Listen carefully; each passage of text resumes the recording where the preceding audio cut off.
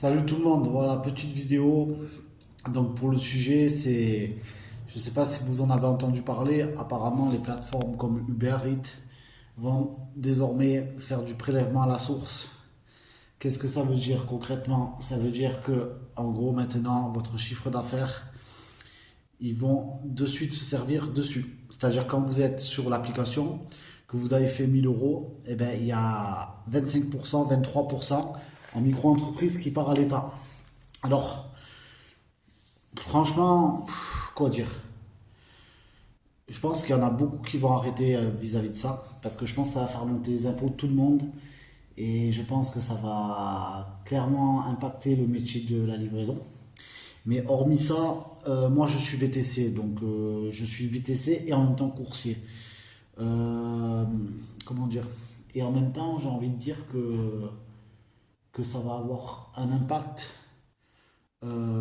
sur beaucoup de livreurs et qu'il va y avoir de moins en moins de livreurs, donc de moins en moins de commandes livrées et beaucoup de commandes qui vont rester à quai parce que les livreurs ne vont pas faire certains types de commandes, c'est sûr et certain. Moi personnellement, les commandes à 3 euros, je vois pas comment je pourrais être rentable là-dessus. Autre chose, les commandes aussi qui sont loin, qui a une distance d'approche qui est loin pour les récupérer, pareil, ça sera pas rentable, on les prendra pas. Donc les clients attendront plus. Voilà.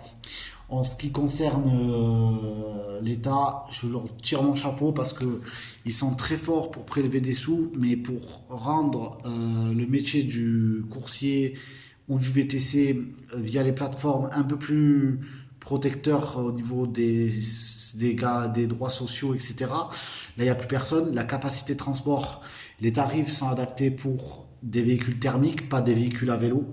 Pourtant, c'est bien à vélo qu'on recommande de faire ce métier.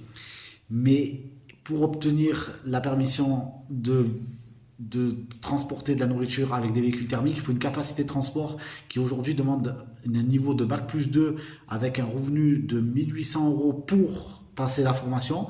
Donc je dis encore une fois, qu'est-ce que fait l'État? À quoi il joue? Et j'espère que, en même temps que ces réformes qui vont passer par rapport au prélèvement à la source, j'espère que l'État fera son travail de qualifier et de reconnaître la profession de coursier à sa juste valeur avec un titre comme le scène du VTC. Sur ce, passez une bonne soirée et à bientôt.